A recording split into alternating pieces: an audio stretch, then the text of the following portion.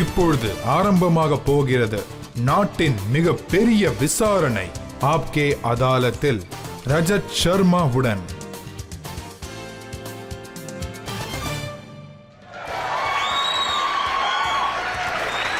வணக்கம். தேங்க்யூ. வாருங்கள், ஆப்கி அதாலத்தில் இன்று விசாரணையை ஆரம்பிக்கலாம். ஆப்கி அதாலத்தில் இன்று நமது விருந்தினராக வந்திருப்பவர், இவர் ஒரு இளைஞர் அரசியல்வாதி. இவர் இந்த சின்ன வயசுலேயே மிகப்பெரிய எல்லைகளை தொட்டு இருக்காரு. மிகப்பெரிய பொறுப்புல இருந்திருக்காரு. காங்கிரஸ் பார்ட்டியோட மிகப்பெரிய லீடர். தான் சொல்ல வேண்டியதை மிக தெளிவா சொல்லுவாரு, மிக தைரியமா சொல்லுவாரு. ஏகப்பட்ட விவாதங்கள், ஏகப்பட்ட கான்ட்ரவர்சிஸ், இவரை பத்தி இதெல்லாம் அடிக்கடி நடக்கும். ப்ளீஸ் வெல்கம் காங்கிரஸின் பெரிய தலைவர் சச்சின் பைலட்.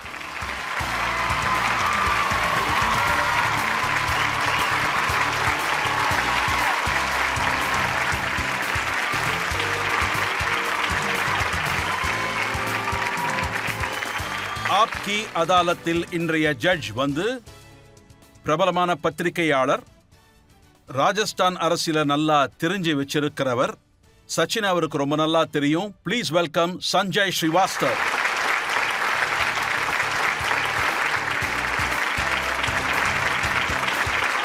இன்றைய ஜட்ஜிடம் விசாரணையை தொடங்குவதற்கு அனுமதி கேட்கிறோம். விசாரணையை ஆரம்பிக்கலாம் ரஜத் சார். சச்சின் பைலட்டுக்கு மேல முதல் குற்றச்சாட்டை சுமத்துறதுக்கு முன்னாடி சச்சின் பைலட்டோட பொலிட்டிக்கல் கரியரை நம்ம பார்த்துருவோம்.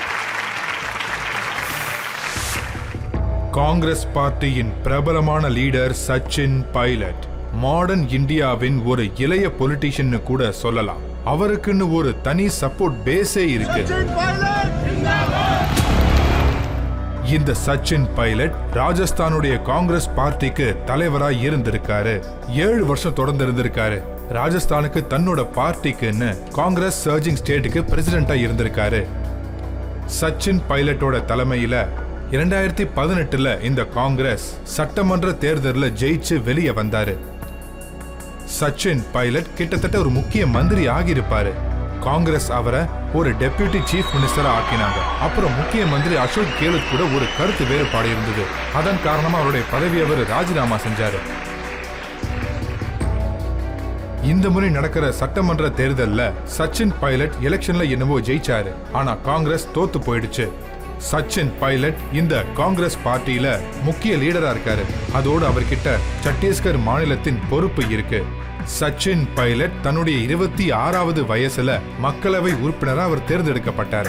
டாக்டர் மன்மோகன் சிங்கின் கவர்மெண்ட்ல சச்சின் பைலட் கிட்ட கார்ப்பரேட் அஃபேர் மினிஸ்ட்ரியோடைய ஒரு இண்டிபெண்டன்ட் பொறுப்பு இருந்தது. இவர் கம்யூனிகேஷன் அப்புறம் இன்ஃபர்மேஷன் டெக்னாலஜியோடைய மினிஸ்டர் ஆஃப் ஸ்டேட்டாவும் இருந்திருக்காரு. சச்சின் பைலட்டுக்கு வேர்ல்ட் எக்கனாமிக் ஃபோரம்ல யூத் குளோபல் லீடரா இவர் அடையாளம் காணப்பட்டாரு.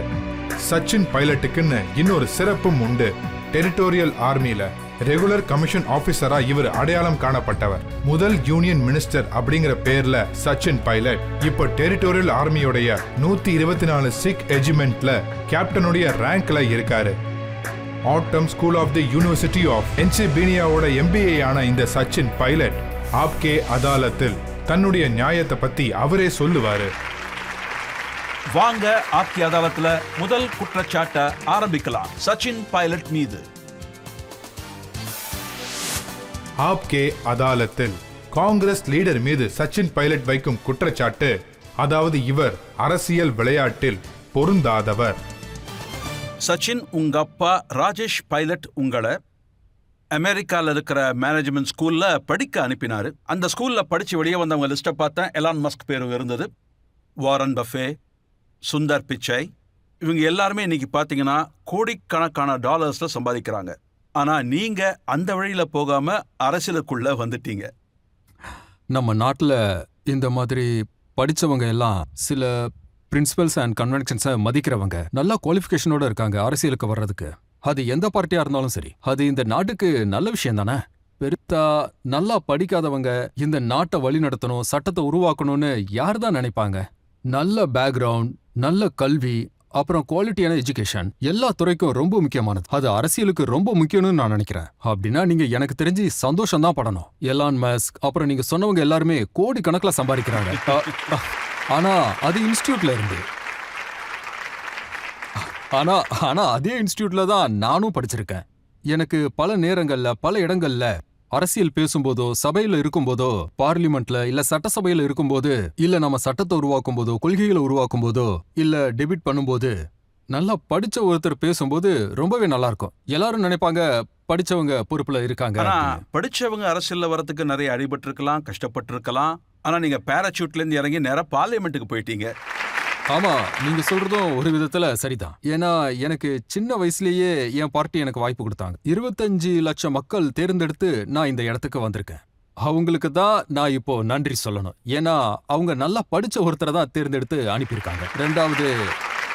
ரெண்டாவது விஷயம் என்னன்னா, என்னோட காலம் சென்ற தந்தையார் அரசியல்ல இருந்தாரு. அந்த வாய்ப்பு எனக்கு கிடைச்சது. அதனால முதல் தடவை நிற்கும் போதே மக்களுக்கு என்ன தெரியும். ஆனா 5 வருஷத்துக்கு அப்புறம் நான் திரும்ப எலெக்ஷன்ல நின்னப்ப 3வது தடவை எலெக்ஷன்ல நிற்கும் போதோ இல்ல 4வது தடவை எலெக்ஷன்ல நிற்கும் போதோ ஏன் ரிப்போர்ட் கார்டு தான் பார்ப்பாங்க.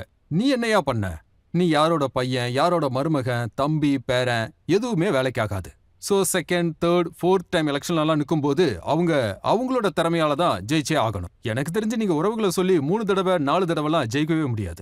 மொத தடவை உங்களுக்கு உதவி கிடைக்கும் அந்த கதவு வழியா உள்ள போறதுக்கு. ஆனா செகண்ட் டைம் பாத்தீங்கன்னா மக்களுக்கு உங்களை தெரியும். அதாவது நீங்க யாருங்கிறது அவங்களுக்கு தெரியும். அப்புறம் அவங்க உங்களோட பெர்ஃபார்மன்ஸையும் ஜட்ஜ் பண்றாங்க. குறைஞ்சபட்சம் உங்க அப்பா, தாத்தா, மாமா, அண்ணன் அவங்க அளவுக்காவது நீங்க பண்ணணும். இல்ல அதை விட பெட்டராவது பெர்ஃபார்ம் பண்ணணும். அப்போ ஒரு பர்டன் இருக்கும், பிரஷர் இருக்கும். அதை நல்லதா தான் பாக்குறேன். சொல்லப்போனா அல்டிமேட்லி என் மக்கள் தான் எனக்கு கடவுள். பப்ளிக் தான் நம்மள எலெக்ஷன்ல தேர்ந்தெடுக்கணும். அதாவது ஒரு பெரிய லிஸ்டே இருக்கு. அதாவது அவங்க அரசியல் குடும்பத்துல இருந்து வந்திருப்பாங்க. ஆனா அவங்க எல்லாராலையும் வெற்றி அடைய முடியாது. ஏன்னா பப்ளிக் தான் ஜட்ஜ். ஏன்னா அவங்க தான் ஓட்டு போடுறாங்க. அவங்க விருப்பப்படி தான் போடுவாங்க. அதை நம்ம மதிச்சு தான் ஆகணும். முதல் முறை ஸ்டேஜ் ஏறி பேச போகும்போது உங்களுக்கு கை கால்லாம் ரொம்ப நடுங்கிச்சாமே? அந்த பயம் எப்பவும் இருக்குங்க. நான் இப்போ உங்க கோர்ட்ல உட்காந்துட்டு இப்ப நீங்க என்ன கேட்பீங்களோன்னு யோசிச்சுட்டு இருக்கேன். ஏன்னா நான் முத தடவை ஸ்டேஜ்ல ஏறினப்பவே பைஜான்ஸா நான் பேச வேண்டியதா போயிடுச்சு. ஏன்னா அந்த டைம்ல எங்க அம்மா எலெக்ஷன்ல நின்னாங்க. அப்ப நான் ரொம்ப சின்ன பையன். எனக்கு 12-13 வயசு தான் இருக்கும். அப்போ திடீர்னு அந்த ஊர் தலைவரு அவங்க பையன் இங்க தான் இருக்காரு, இப்ப அவரு பேசுவாருன்னு சொல்லிட்டாரு. அப்ப நான் ரொம்பவே பயந்து போயிட்டேன். நான் என்ன ஒரு 1-1.5 நிமிஷம் பேசி இருந்திருப்பேன். அது எனக்கு பல மணி நேரம் பேசின மாதிரி இருந்துச்சு. எப்படா இது முடியும், நம்ம சீக்கிரம் ஓடலான் இருந்தேன். எனக்கு அந்த பிரச்சாரம், அந்த சிச்சுவேஷன் இப்பவும் நல்லா ஞாபகம் இருக்கு. உங்க அப்பா ராஜேஷ் பைலட் மல்டி டைமென்ஷனல் ஆளு. அவர் காஷ்மீர்ல தன்னோட இன்ட்ரெஸ்ட காட்டுவாரு, அப்புறம் பஞ்சாப் டெரரிசம்ல காட்டுவாரு, நார்த் ஈஸ்ட்ல காட்டுவாரு. அது மட்டும் இல்ல, எல்லா பார்ட்டிலையும் அவருக்கு நண்பர்கள் இருந்தாங்க. அதோட பிஎம் ஆகிற கனவும் அவருக்கு இருந்தது. உங்களுக்குள்ளேயும் அந்த மாதிரி ஏதாவது கனவுகள் இருக்கா? இருந்தா சொல்லிடுங்களேன். இங்க பாருங்க, அரசியல்ல பதவி, அந்த போஸ்ட் எல்லாமே நம்ம செய்யற வேலைக்கு தான் கிடைக்குது. எப்போ என்ன பதவி கிடைக்குங்கிறதுலாம் நம்ம கையில இல்ல. கடமை செய்யறது மட்டும்தான் நம்ம கையில இருக்கு. நான் அரசியலுக்கு வந்து 23-24 வருஷம் ஆகுது. நான் இன்னும் உழைக்கணும்னு ஆசைப்படுறேன். இந்த நாட்டுக்கு ஏதாவது பண்ணணும்னு ஆசைப்பட்டுட்டு தான் இருக்கேன். என்னை பொறுத்த வரைக்கும் என்ன வேலையை பண்ணாலும் அதை மனசார பண்ணணும், ஆத்மார்த்தத்தோட பண்ணணும். அந்த எண்ணம் மக்களுக்கானதா இருக்கணும். ஆனா உங்க தனிப்பட்ட ஆசையை நிறைவேற்றுறதுக்காக நீங்க உழைச்சிட்டு இருந்தீங்கன்னா அதுக்கு நீங்க ரொம்ப பெருசா உழைக்க வேண்டியிருக்கும். அதோட இப்போ என்னோட ஆம்பிஷன் என்னன்னா, நான் என் பார்ட்டிக்காக உழைக்கணும். இன்னைக்கு எங்க கட்சியை பொறுத்த வரைக்கும் நாங்க எல்லாரும் உழைக்கிறது முக்கியம், தொடர்ந்து ஜெயிக்கிறது முக்கியம். எங்க ஃபுல் ஃபோக்கஸும் இப்ப அதுல தான். கரெக்டா சொன்னீங்க. பார்ட்டியில கடுமையா உழைக்கிறவங்க இப்ப தேவை.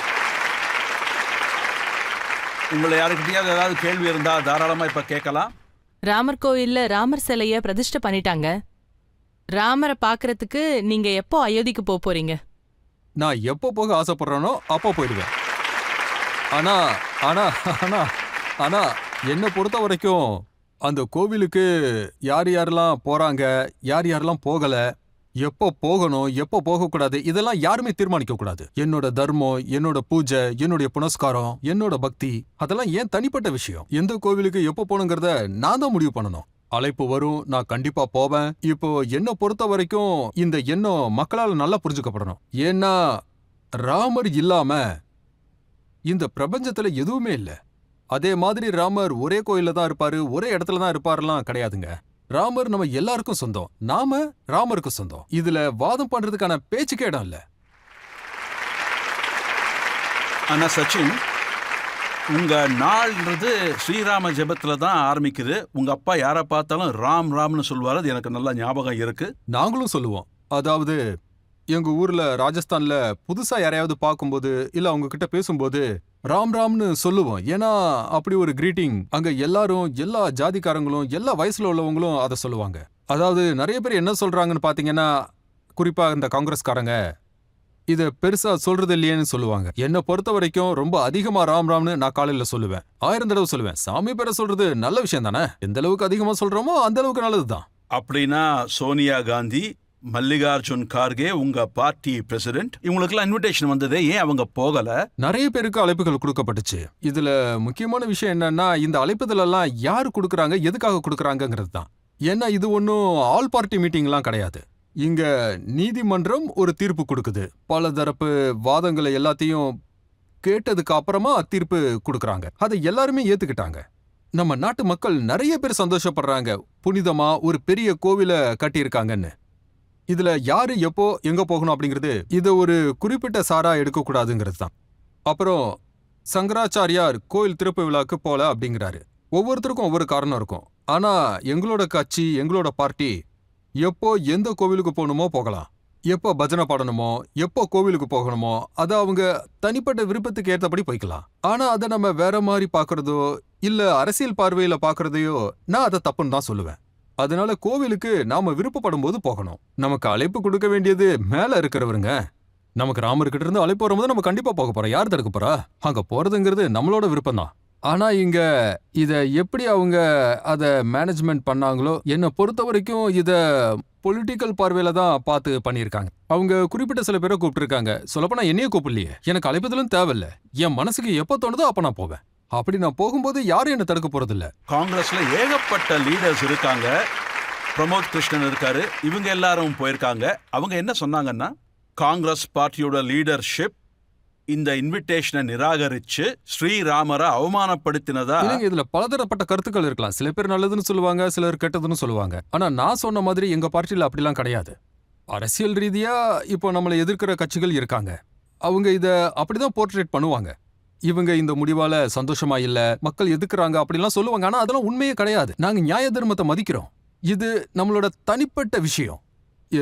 இது நம்ம வீடு, நம்மளோட உள்மனச சம்பந்தப்பட்ட விஷயம். நான் இன்விடேஷனை பொறுத்த வரைக்கும் என்ன நினைக்கிறேன்னா, அது எந்த முறையில கொடுக்கப்பட்டுச்சோ, அதாவது நான் காங்கிரஸ் பார்ட்டியை மட்டும் சொல்லல, பலதரப்பட்ட மக்களையும் இன்வைட் பண்ணாங்க. வந்தது கொஞ்சம் பேர் தான். இதுல வந்தவங்க கூட அரசியல் காரணமா வந்திருக்கலாம். இதை நம்ம என்னன்னு சொல்ல முடியும்? இப்ப நான் சொல்றேன், சூப்பர் ஸ்டார் ரஜினிகாந்த் போயிருக்காரு, அமிதாப் பச்சன் போயிருக்காரு, ஆலியா பட் போயிருக்காங்க, கத்ரினா கைஃப் போயிருக்காங்க. இவங்க பொலிட்டீஷியன்ஸா? அப்படி இல்லைங்க. அது என்னன்னா சொல்றேன். இப்ப அது என்னன்னா 1,28,00,000 பேர் போகல. இல்ல, கோடிக்கணக்கான மக்களே போகலன்னு வச்சுக்கோங்களேன். அவங்க எல்லாம் நாத்திகனா என்ன? நான் ஒண்ணே ஒண்ணு கேட்கணும்னு ஆசைப்படுறேன். இங்க இத்தனை பேர் இருக்காங்கல்ல, இங்க யாருக்காவது அங்க போறதுக்கு அழைப்பு வந்ததா? எனக்கும் வரல. ஆனா ஆலியா பட்டுக்கும் ரன்பீர் கபூருக்கும் வந்திருக்கு. அதுக்காக அவங்க எல்லாரும் நம்மளை விட உயர்ந்தவங்க. சில பேருக்கு வந்துதாமே. ஆமா, அவங்களுக்கும் வந்திருக்கு. ஆமா, அதான் நான் இப்ப கேக்குறேன். இந்த லிஸ்ட் இருக்குல்ல, இத யார் ரெடி பண்ணாங்க? இதோ இங்க இருக்கிறவங்களா அதுக்கு தகுதி இல்லாதவங்க? இப்ப சொல்லுங்க, இப்போ எதுக்காக நீங்க இந்த பாகுபாடை பாக்குறீங்க? ஒண்ணு நீங்க இண்டஸ்ட்ரியலிஸ்டா இருக்கணும், இல்ல ஆக்டரா இருக்கணும். அப்பதான் நீங்க ராம பத்ரா இருப்பீங்களா? இதுல 2 விஷயம் இருந்தது சச்சின். 4500 சாது சன்னியாசிகளை, அப்புறம் வெவ்வேறு ஃபீல்டுல யாரெல்லாம் என்ன அச்சீவ் பண்ணாங்களோ அவங்கள அன்னைக்கு தான் அவங்கள கூப்பிட்டுருக்காங்க. அதுக்கப்புறம் நீங்க பாருங்களேன், இன்னைக்கு ரிப்போர்ட்ஸ் வந்திருக்கு, தினமும் 2-3 லட்சம் பேர் போறாங்க. ரஜத் சார், அந்த கோவில் மட்டும் இல்ல, 1000 கோவில்கள் இருக்கு. வைஷ்ணவி தேவி கோவில் இருக்கு, திருப்பதி இருக்கு, எல்லாருமே போறாங்க. இதுக்கெல்லாம் இன்விடேஷன் கொடுக்குறாங்க. டைம் இருந்தா போங்க. இவ்ளோ பேர் உட்கார்ந்து இருக்காங்க, நானும் தான் இருக்கேன். என்ன கூப்பிடவே இல்ல, உங்களுக்கு வந்திருக்கோம். அதான் நீங்க சொல்றீங்க. சோ இது நான் சொல்ல வந்தது ஒன்னே ஒண்ணுதான். அதாவது உட்கார்ந்து டிக் அடிக்கிறாங்க இல்லையா, கூப்பிடு கூப்பிடாத, வேணும் வேண்டாம், இதுதான் வேண்டாங்கிற. சரி, ராகுல் போவாரா போக மாட்டாரா? ஏன் போக மாட்டாரு? கண்டிப்பா போவாரு. அவருக்கு தோணும் போது போவாரு. யார் தடுப்பாங்க? ஆனா சொல்லிட்டு போறது இருக்கே, போறதுக்கு முன்னாடி கேமராமேனுக்கு கால் பண்ணி இதெல்லாம் பார்க்கும்போதுதான் கொஞ்சம் ஓவரா போற மாதிரி எல்லாம் இல்ல, வெவ்வேறு மாதிரி கூட போறாங்க. ராகுல் சார் எப்படி அந்த கோவிலுக்கு போறாருன்னு அந்த போட்டோவை உங்களுக்கு காட்ட முடியும். இருக்கட்டும், இருங்க ஒரு நிமிஷம். இதெல்லாம் சொல்றது ரொம்ப ஈஸி. ரஜத் சார், அவர் சொல்லாம எங்கேயும் போறது இல்லையே. அவரு இதை தான் சொல்லுவாரு, தெளிவா நான் எங்க சொல்றேன். போனாலும் பப்ளிசிட்டி பண்ண இல்ல. மாட்டேன், நான் சைலண்டா போயிட்டு சைலண்டா இங்க- வந்துடுவேன். இங்க பாருங்க, நீங்க சொல்றது சரிதான். ஆனா இது ஒரு பழக்கமாவே போயிடுச்சு. அதாவது அவரு போனாருன்னா திட்டு விழும், போகலனாலும் திட்டு விழும். சரி, அப்ப அவர் என்னதான் பண்ணணும்? அவர் தனக்குன்னு அப்படிப்பட்ட நிலைமையை உருவாக்கி வச்சிருக்காரு. நாங்க பாக்குறோம். இதெல்லாம் என் சொந்த விஷயம்னு சொல்றது ரொம்பவே ஈஸி தான். நான் போகும்போது அதை யாருக்கிட்டையும் சொல்ல மாட்டேன்னு சொல்றாரு. ஆனா நீங்களே பாருங்களேன்.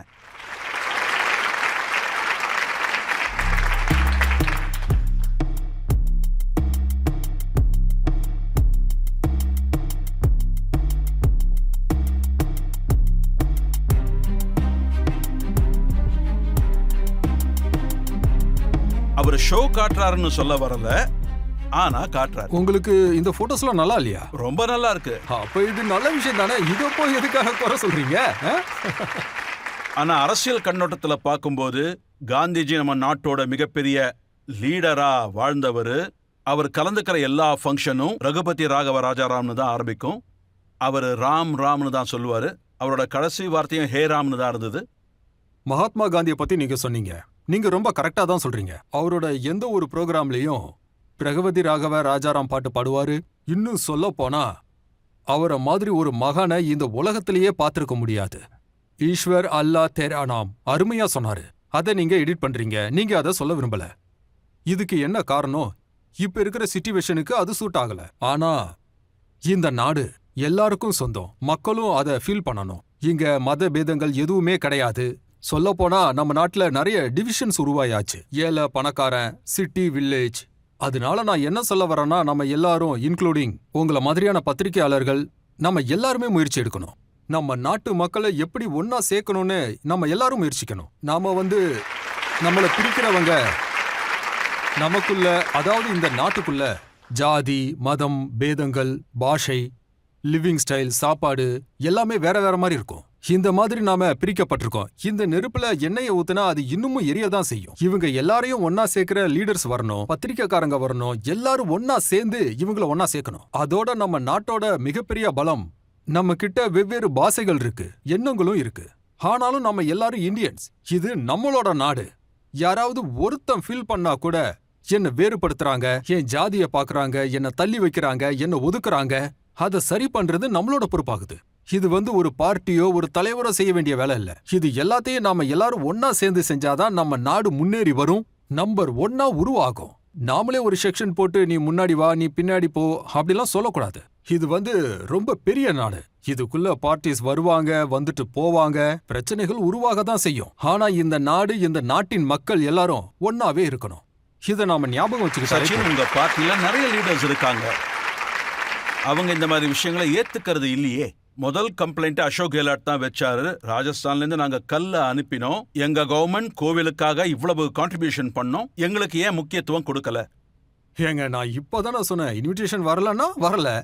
அவங்க அத குறையா சொல்றாங்க. இதுல உண்மை என்னன்னா, ராஜஸ்தான்ல இருந்து அங்க கற்கள் போயிருக்குன்னா அவரு சரியா தானே சொல்லிட்டு இருக்காரு. அவர் என்ன பொய்யா சொன்னாரு? யாராவது டொனேஷன் ஏதாவது கொடுத்திருந்தா, அதாவது இந்த ராமர் கோயில கட்டுறதுக்கு யாராவது டொனேஷன் பணம் ஏதாவது கொடுத்திருந்தா, கான்ட்ரிபியூஷன் பண்ணியிருந்தா, அதெல்லாம் ரெக்கார்ட்ல இருக்கும். எந்த தப்பும் நடந்திருக்கு. இன்னொரு லீடரும் இருக்காரு, ஆச்சாரிய பிரமோத் கிருஷ்ணன். அவர் சொல்றாரு, எங்க பார்ட்டியோட லீடர்ஸ் மேல விக்ரம் வேதாளம் கதைய பதிவு செய்யறாங்களாம். அதாவது விக்ரம் மேல வேதாளம் ஏறி உட்காரும் இல்ல, அந்த வேதாளம் தான் போக விடாம தடுக்குதான். இல்ல இங்க பாருங்க, பார்ட்டில நிறைய லீடர்ஸ் இருக்காங்க. ஒவ்வொருத்தரும் கொடுக்கிற ஸ்டேட்மெண்ட்டுக்கு என்னால பதில் சொல்லிட்டு இருக்க முடியாது. அதாவது நான் என்ன சொல்றேன், நாம எல்லாரும் இந்த நல்ல நாள்ல ஒரு நல்ல வேலை நடந்திருக்கு. நான் மறுபடியும் சொல்றேன், எந்த பார்ட்டியாலையும் இதை செய்ய முடியல. கோர்ட்ல இருந்து முடிவு வந்துதான் நாம இதை செஞ்சுக்கிட்டு இருக்கோம். எல்லாரும் ஒன்னா இருக்கோம். எந்த பார்ட்டி இதுக்காக சண்டை போட்டதோ, அதாவது கோர்ட்ல ஏகப்பட்ட விவாதங்கள் நடந்தது. அங்க ஆரோக்கியபூர்வமான விவாதங்கள் நடந்துதான் ஒரு தீர்ப்பை எடுத்திருக்காங்க. அதனால ஒரு நல்ல விஷயங்கள் நடக்கும்போது அதுல பங்கெடுத்துக்கிறது நல்லதுதான். இது நம்ம கடமை. இத ஓட் பேங்கிங்கா மாத்தக்கூடாது. அப்படி பண்ணா லட்சியங்கள் சரியா என்னதான் சொல்ல வரீங்க? இதனால பிஜேபிக்கு ஓட்டு கிடைக்குமா? ஓட் கிடைக்கிறது இருக்கட்டும், ஓட் வாங்குறதுக்கு முயற்சி பண்றாங்கல்ல, கிடைக்குமா கிடைக்காதான்னு மக்கள் சொல்லட்டும். ஆனா அவங்க முயற்சி பண்றாங்க. சில பேர் என்ன சொல்றாங்கன்னா, இந்த கோவில் விதிப்படி கட்டப்படலையா, அறகுறையா கோவிலை கட்டி இருக்காங்களாம். இந்த கோவிலுக்குள்ள யாருமே போகல, இந்த கோவில் சரியில்லை. அவங்கள யாரும் எதுவும் சொல்றது இல்லையே. நீங்க அவங்களுக்கும் புரிய வைங்க. எங்களோட பார்ட்டில யாரு வேணாலும் சுதந்திரமா பேசலாம். சில நேரங்கள்ல மக்கள் தவறா பயன்படுத்திக்கிறாங்க. சில நேரங்கள்ல அவங்க இப்படி பேசிடுறாங்க. இத பார்ட்டி ரொம்ப பெருசாலாம் எடுத்துக்காது. பேச்சு சுதந்திரம் இருக்கிறதுனால சில நேரங்கள்ல இப்படிலாம் நடக்குது. ஆனா எந்த ஸ்டேட்மெண்ட்டை பத்தி நீங்க என்கிட்ட கேக்குறீங்களோ அத பர்சனலா கேட்டீங்கன்னா எனக்கு அது பிடிக்கல. ஆமா, அது மட்டும் இல்ல, சாம் பிட்ரோதா மாதிரி ஆட்கள் இருக்காங்க. அங்க கோவில் எதுக்கு கட்டுறீங்க? ஹாஸ்பிட்டல் கட்ட வேண்டியது தானே? நான் தான் சொன்னேனே, நம்ம நாடு ரொம்ப பெருசு, நிறைய எண்ணங்கள் உண்டு. ஆனா எங்களோட காங்கிரஸ் பார்ட்டில நான் அதுல ஒரு லீடரா இருக்கேன். எங்க பார்ட்டிக்குன்னு ஒரு எண்ணங்கள் உண்டு, அதுக்குன்னு சில ஐடியாஸும் உண்டு. மத்தபடி இங்க ஏகப்பட்ட லீடர்ஸ், ஒர்க்கர்ஸ்லாம் இருக்காங்க. பேச்சு சுதந்திரம் இருக்கிறதுனால இந்த மாதிரி பேசிடுறாங்க. ஆனா நான் பார்ட்டியோட ஸ்டாண்ட சொல்லிட்டேன். பேச்சு சுதந்திரத்தை கொடுத்து வச்சு இந்த மாதிரிலாம் பேசுறத கேட்கும்போது நமக்கே கஷ்டமா தான் இருக்கும். கஷ்டம் எதுவும் கிடையாது. ஆனா இங்க பாருங்க, காங்கிரஸ் பார்ட்டி ஒரு மூமெண்டா இருந்திருக்கு. உங்கள மாதிரி யங்ஸ்டர்ஸ்க்கு நல்லாவே தெரியும். சுதந்திரத்துக்கு முன்னாடி, அதுக்கு அப்புறம் பல வருஷங்களுக்கு காங்கிரஸ் பார்ட்டி தன்னையே இதுல இன்வால்வ் பண்ணிக்கிட்டாங்க. அப்புறம் ஏழ்மையை ஒழிப்போம்னு ஆரம்பிச்சு ராஜீவ் காந்தி பீரியட் வரைக்கும் வந்துச்சு. அப்புறம் நரசிம்ம ராவ், கால நேரங்களுக்கு ஏத்த மாதிரி சில மாற்றங்களும் ஏற்பட்டது. ஆனா நான் மறுபடியும் சொல்றேன், இந்த மாதிரி சில விஷயங்கள் நடக்க தான் செய்யுது. காங்கிரஸ் லீடர்ஸ்ல சில பேர் சில விஷயங்களை சொல்லாம சொல்லிடுறாங்க. சொல்லிட்டு மௌனமா இருந்தாலும் அப்ப பாத்தீங்கன்னா சில மீடியாஸ்லாம் இருக்காங்க, அவங்க அதை தூக்கி பிடிச்சி மக்கள் கிட்ட பப்ளிஷ் பண்ணி விட்டுறாங்க. அதே நேரம் பிஜேபி காரன் ஏதாவது சொல்லிட்டானா சொன்னதுதான். நோ, அவங்க எப்படி சொல்றது,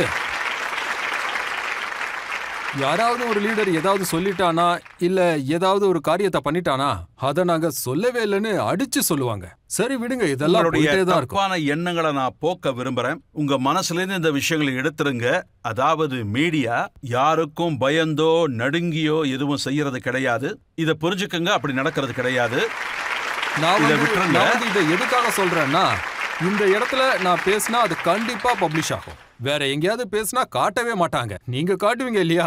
அதனால கண்டிப்பா காங்கிரஸ் பத்தி நாங்க காட்டத்தான் போறோம். ஏன்னா இங்க சச்சின் பைலட் உட்கார்ந்து இருக்காருல்ல.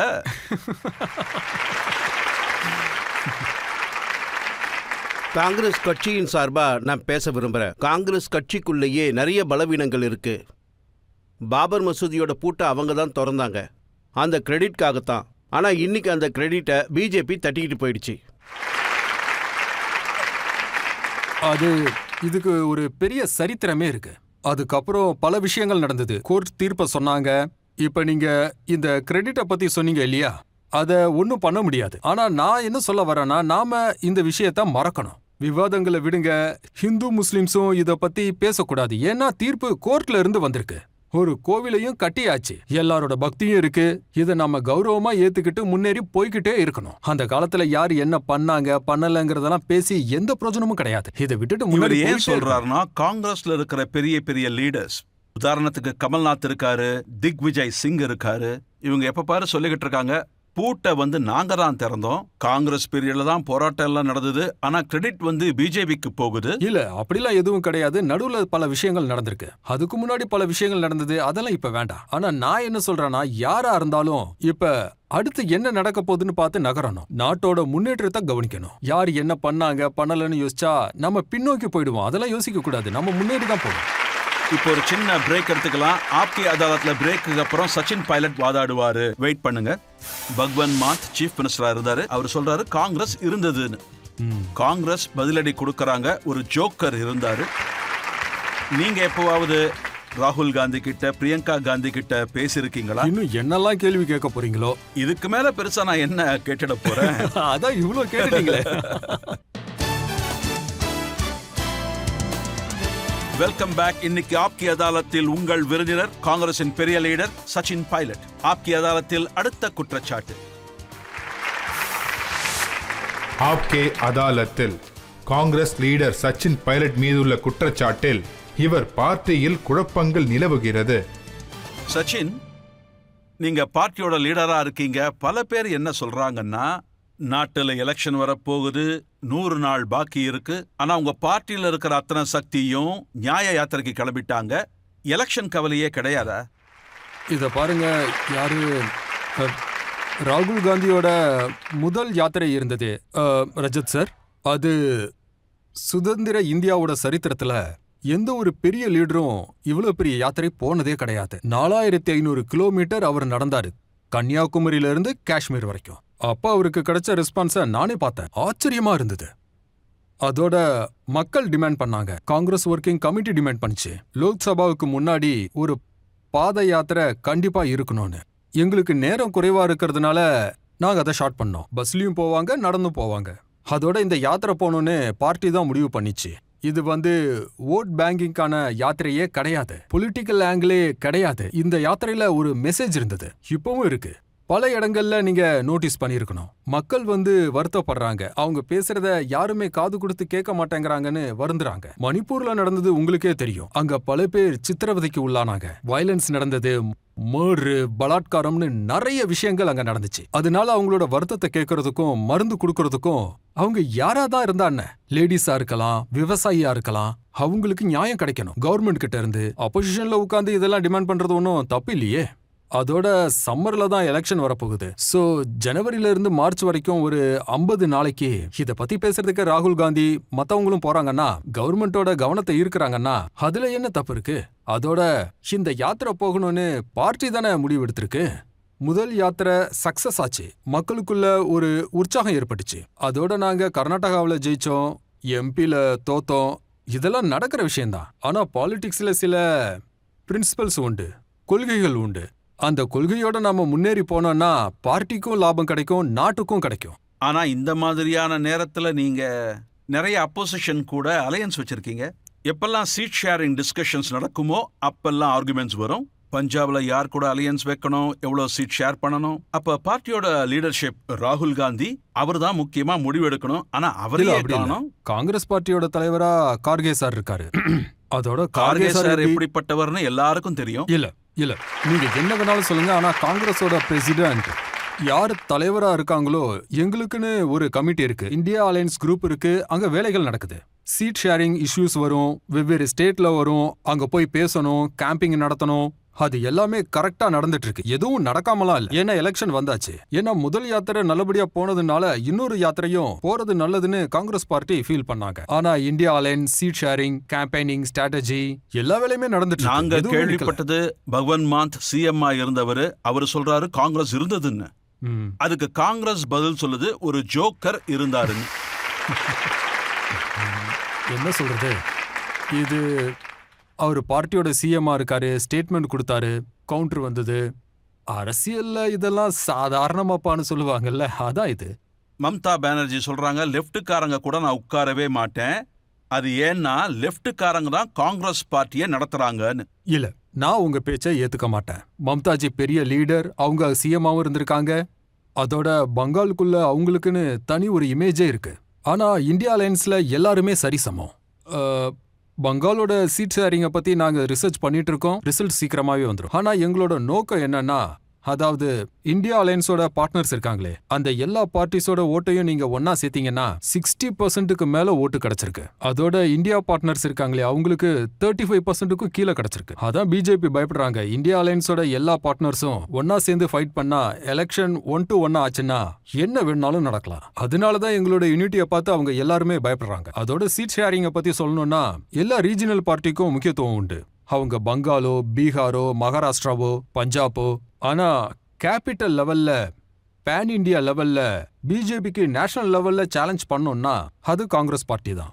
அதனால கிவ் அண்ட் டேக் நடக்க தான் செய்யும். சீட் ஷேரிங்ல முன்ன பின்ன ஆக தான் செய்யும். அதெல்லாம் நாங்க பாத்துக்கிறோம். ஏன்னா இந்த எலெக்ஷன்ல ஜெயிச்சே ஆகணும். நாட்டுக்காக, நாட்டு மக்களுக்காக, ஜனநாயகத்துக்காக ஸ்ட்ராங் பார்ட்டி வரணும். அப்பதான் ஜனநாயகம் ஜெயிக்கும். அதனாலதான் இந்தியா அலையன்ஸ் ஒரு கொள்கையோட இதுல ஒண்ணு சேர்ந்திருக்காங்க. சீக்கிரமாவே எல்லா விஷயமும் செட்டில் ஆயிடும், சீட் ஷேரிங்கும் நடக்கும். நேரம் கம்மியா இருக்குன்னு நீங்க சொல்ல முடியாது. ஏன்னா உங்க அலையன்ஸ்ல இன்னும் எதுவுமே டிசைட் ஆகல. யாரு லீடரா இருப்பாங்க, யாரு பிஎம்ஆ இருக்க போறாங்க. இல்ல அதெல்லாம் வந்தாச்சு, மாப்பிள்ளைய காணோம். இல்ல அதாவது நாங்க முதல்ல முடிவு எடுத்துட்டோம். நாம எந்த ஒரு பெரிய போஸ்டிங்காகவும் வேலை செய்யவே கூடாது. அதோட யார் எங்க உட்காருவாங்கிறதையும் கடைசியா தான் முடிவெடுப்போம். முதல்ல எல்லாருமே ஒன்னா சேரணும். ரஜத் சார், நான் ஒன்னு சொல்லவா, இது அவ்வளவு ஈஸி கிடையாது. ஏன்னா நிறைய பார்ட்டிஸ் ஒன்னா சேர்றாங்க. ஒவ்வொருத்தோட எண்ணங்களும் ஒவ்வொரு மாதிரி இருக்கும். நிறைய வாக்குவாதங்கள் நடக்கும், எங்களுக்குள்ள சண்டைகளும் போட்டிருக்கோம். நீங்களே யோசிச்சு பாருங்க, இவ்வளவு பெரிய நாட்டுல எல்லா பார்ட்டிகளையும் ஒன்னா சேர்க்கிறது, அது மட்டும் இல்லாம ஸ்மூத்தா கொண்டு போறதும் அவ்வளவு ஈஸி கிடையாது. ஆனா இது தேவைன்னு எல்லாருக்கும் தெரியுது. அதனாலதான் இந்தியா அலையன்ஸ் உருவாச்சு. எனக்கு தெரிஞ்சு இந்த அலையன்ஸ் கரெக்டா ஒன்னு சேர்ந்தாங்கன்னா, நல்லா ஸ்ட்ராங்கா மாறி முன்னேறி போனாங்கன்னா ஒரு நல்ல எலெக்ஷன் நடக்கும் என்டிஏக்கு எதிரா. அதோட என்டிஏவோட பார்ட்னர்ஸ் இருக்காங்கல்ல, அகாலி தள்தா இருக்கலாம், இல்ல சிவசேனாவா இருக்கலாம், ஜேடியு, இவங்க எல்லாரும் பிஜேபியை விட்டு விலகியாச்சு. தனியாவே நின்னு இந்த மைதானத்துல ஜெயிச்சிடலான்னு அவங்க பாக்குறாங்க. எலெக்ஷன் வந்தா எல்லாமே வெளிச்சத்துக்கு வந்துடும். நாங்க இஷ்யூஸ் பேஸ் பண்ணி போராடுவோம்னு நீங்க சொல்றீங்க. 9 வருஷமா ஒரு பெரிய இஷ்யூ ஓடிக்கிட்டு இருக்கு, ராகுல் காந்தி மண்டையில ஓடிக்கிட்டு இருக்கு. அதான் அதானி. அவர் சொல்றாரு மோடிஜி அடானிக்கு போர்ட்டை கொடுத்துட்டாரு, ஏர்போர்ட்டை கொடுத்துட்டாரு, எல்லாத்தையும் தூக்கி கொடுத்துட்டாரு. ஆனா காங்கிரஸோட ஒரு முக்கிய மந்திரி ரேவந்த் ரெட்டி தெலுங்கானா சிஎம் ஆனாரு. சிஎம் ஆன உடனே முதல் அக்ரிமெண்ட்டை அவர் அடானி கூட தான் போட்டாரு. 12,400 கோடி.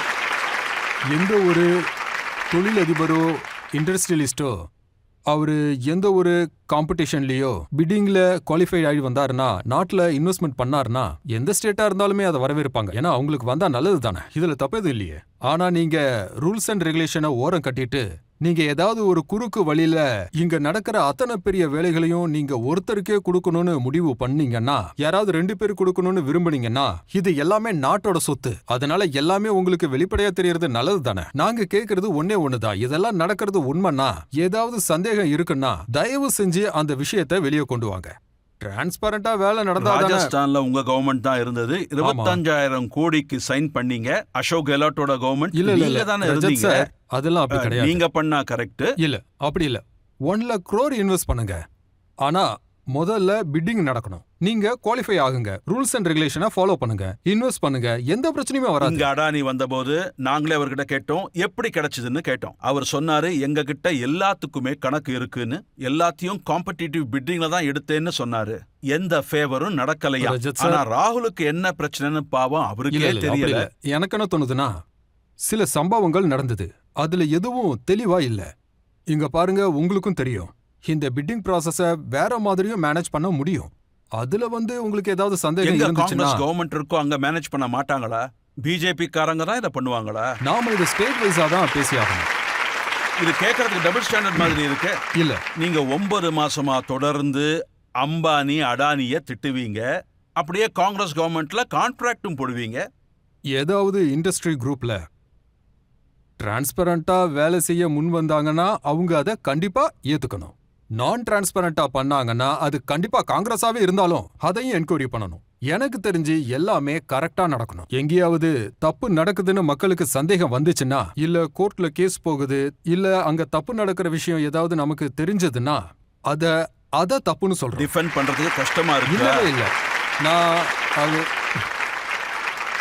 நாங்க யூபி கவர்மெண்ட்ல இருந்தபோது டெய்லி ஏதாவது குற்றம் சுமத்துவாங்க. குரோனிக் கேபிட்டலிசம், அது நடக்குது, இது நடக்குது. 10 வருஷமா பிஜேபி கவர்மெண்ட் இருக்கு, ஒன்னும் ப்ரூவ் பண்ண முடியலையே. 2G ஸ்கேம், CIG ஸ்கேம், இன்னும் என்னென்னலாம ஸ்கேம் இருந்தது, எதுவுமே வெளியே வரலையே. நாங்க என்ன சொல்றோம், நீங்க கவர்மெண்ட்டை நடத்துறீங்க, மக்கள் உங்ககிட்ட கேள்வி கேட்டாங்கன்னா நீங்க பதில சொல்லுங்களேன். நான் யாரையும் குற்றவாளின்னு சொல்ல முடியாது. நீங்க தான் ஜட்ஜ், நீங்க தான் கேள்வியை கேட்கணும். அப்போசிஷன்ல உட்கார்ந்து கேள்வி கூட கேட்கலன்னா, அப்படியே கேள்வி கேட்டாலும் எல்லாரையும் பார்லிமெண்ட்டை விட்டு வெளியே தள்ளிடுறீங்க. கேள்வி கேட்டா நாங்க தேச துரோகிகள், ஏதாவது கேள்வி கேட்டா நீங்க அதை பண்ணீங்க இதை பண்ணீங்க. எங்க பார்லிமெண்ட்ல ஒருத்தங்க கேள்வி கேட்டாங்கன்னா, ஒருவேளை இங்க பாருங்க, நான் இது விஷயமா அதிகமா பேச விரும்பல. சிபிஐ இன்வெஸ்டிகேஷன் நடக்குது, யாராவது கோர்ட்ல ஏதாவது ஒன்னு போட்டாங்கன்னா கவர்மெண்ட் நேர்மையா பதில் சொன்னாலே போதும், எல்லாமே அங்க முடிஞ்சு போச்சு. அதை விட்டுட்டு தள்ளி போடுறது, இழுத்து அடிக்கிறது, அப்பதான் பிரச்சனையே ஒரு கேள்வி கேட்கறவங்க கேட்கலாம். கமல்நாத் சார் பஜ்ரங் பலிக்கு செல வச்சாரு, சித்தராமையா ராமர் கோவில் கட்டினாரு, அப்புறம் கெஜ்ரிவால் ஐயா ஹனுமன் சாலிசா பத்தி பாடம் எடுக்கிறாரு. ஆனா ராகுல் காந்தி ஐயாவுக்கு ராமர் பேரை சொல்ல ஏதாவது பிரச்சனை இருக்கா? இத ஒரு பிரச்சனையா உருவாக்குறதுக்கு முயற்சி பண்ணிட்டு இருக்காங்க. யாருக்கோ யாரையோ பிடிக்கல. ஒவ்வொருத்தருக்கும் அவனோட பக்தி, அவனுடைய தர்மம், அவன் யாரை வேணாலும் பூஜிக்கலாம், அது அவனோட உரிமை. சில பேர் இந்த விஷயத்தை பத்தி அதிகமா பேச செய்வாங்க. ஆனா இந்த மாதிரி குற்றச்சாட்டா நான் நம்பல. ராகுல் அந்த மாதிரி ஆளுலாம் கிடையாது. மக்களுக்கு எங்க பிரச்சனை வருதுன்னு சொல்றேன். உங்க அலையன்ஸ்ல முக்கிய பங்கு டிஎம்கே வகிக்குது. அதோட தலைவர் தான் ஸ்டாலின், அவருடைய பையன் தான் உதயநிதி ஸ்டாலின். அவர் சொல்றாரு சனாதன தர்மம் டெங்கி மலேரியா போலவா, டெங்கியை ஒழிக்கிற மாதிரி சனாதனத்தை ஒழிச்சே ஆகணும்னு சொல்றாரு. அவரோட ஸ்டேட்மெண்ட்டை நான் படிச்சேன், ரொம்ப தவறா பேசியிருக்காரு. நான் முக்கியமா இந்த இடத்துல ஒரு விஷயத்த சொல்லிக்கிறேன். ஸ்டாலின் அவரோட பையன் சொன்னதை பெருசா எடுத்துக்காதீங்க. அவரு சொன்னது தப்புதான். எந்த மனிதனா இருந்தாலும் யார பத்தியோ, யாருடைய பக்திய பத்தியோ, யாருடைய தர்மத்தை பத்தியும் தவறா பேசிட்டாங்கன்னா அந்த விஷயத்த நான் மனசார கண்டிக்கிறேன். அதை நான் எப்பவுமே ஏத்துக்க மாட்டேன். அதனால யார் இத சொன்னாலும் அதை நான் தப்புன்னு தான் எப்பவுமே சொல்லுவேன். அவங்க அலையன்ஸாவும் இருக்கலாம், விரோதியாவும் இருக்கலாம். என்ன கேட்டீங்கன்னா, யாரெல்லாம் அரசியல்ல இருக்காங்களோ, அதுவும் சத்திய பிரமாணம் செஞ்சு யாரெல்லாம் பதவியில அமர்றாங்களோ, அவங்க ரொம்ப ஜாக்கிரதையா இருக்கணும். நீங்க ஒரு ஸ்டேட்ல மந்திரியா இருக்கிறீங்க, அதுக்கு மேல இப்படிலாம் பேசுறீங்க, இது ரொம்ப ரொம்ப தப்பான விஷயம். அது மட்டும் இல்ல, பொறுப்புல இருக்கிறவங்க இந்த மாதிரிலாம் பேசவே கூடாது. அவரு தன்னுடைய தரத்தை இழக்கிறாரு. அங்க இன்னொரு எம்பியும் இருக்காரு, சுனில் செந்தில், பார்லிமெண்ட்ல இருக்காரு. அவரு ராஜஸ்தான் எம்பி, அப்புறம் யூபிய சொல்றாரு, அது கோமூத்திர ஸ்டேட்டா.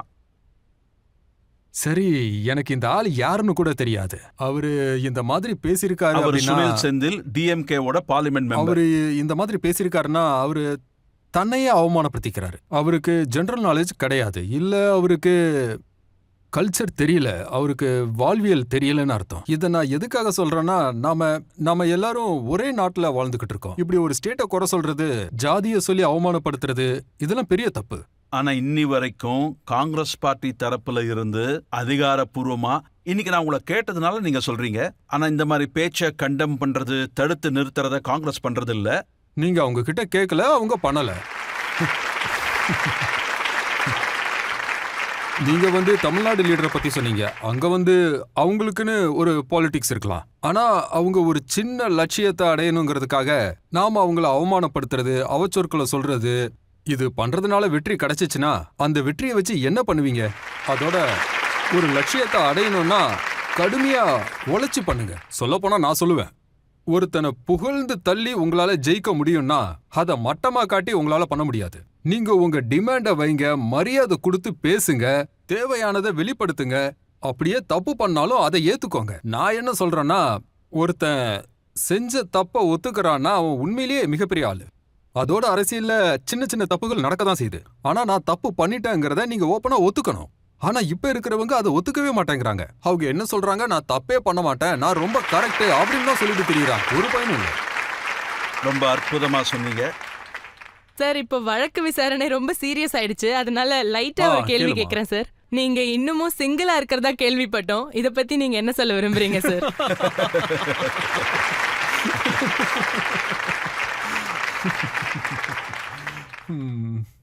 ஏகப்பட்ட பெண்கள் உங்ககிட்ட இந்த கேள்வியை கேட்க விரும்புறாங்க.